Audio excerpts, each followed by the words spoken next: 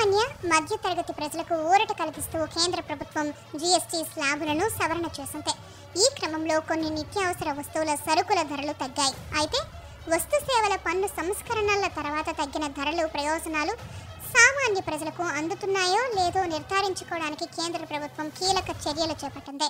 GST కారణంగా తగ్గిన ధరలకు అనుగుణంగా వ్యాపారులు వస్తువులను విక్రయించని పక్షంలో వినియోగదారులు నేరుగా ఫిర్యాదు చేసేందుకు వీలుగా ప్రత్యేక వ్యవస్థను అందుబాటులోకి తెచ్చింది. ఈ మేరకు central board of indirect taxes and customs మంగళవారం ఒక ప్రకటన విడుదల చేసింది.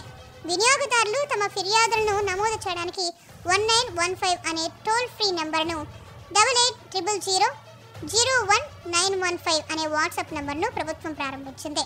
ఎవరైనా వ్యాపారులు జీఎస్టీ ప్రయోజనాలను బదిలీ చేయకుండా అధిక ధరలకు వస్తువులను విక్రయిస్తే ఈ నంబర్లకు ఫోన్ చేసి కానీ వాట్సాప్ ద్వారా మెసేజ్ పంపి కానీ ఫిర్యాదు చేయవచ్చని అధికారులు సూచించారు. వీటితో పాటు ప్రభుత్వానికి చెందిన integrated grievance redressal mechanism portal ద్వారా కూడా తమ సమస్యలను తెలియజేయవచ్చు. మరోవైపు ప్రజలు ఎక్కువగా ఉపయోగించే 54 రకాల ఉత్పత్తుల ధరల మార్పులపై కేంద్రం ప్రత్యేకంగా దృష్టి సారించింది. వెన్న, shampoo, toothpaste, ice cream, AC, TV, సిమెంట్తో పాటు గ్లూకోమీటర్ వంటి కీలక వస్తువుల ధరలను నిశితంగా పరిశీలించాలని నిర్ణయించింది. ఈ ఉత్పత్తుల ధరల్లో వస్తున్న మార్పులపై ప్రతి నెల తమకు నివేదిక సమర్పించాలని ఈ నెల 9వ తేదీన కేంద్ర ఆర్థిక శాఖ జీఎస్టీ అధికారులను ఆదేశించింది. ఈ క్రమంలో తొలి నివేదికను సెప్టెంబర్ 30వ తేదీలోగా అందజేయాల్సి ఉంటుంది.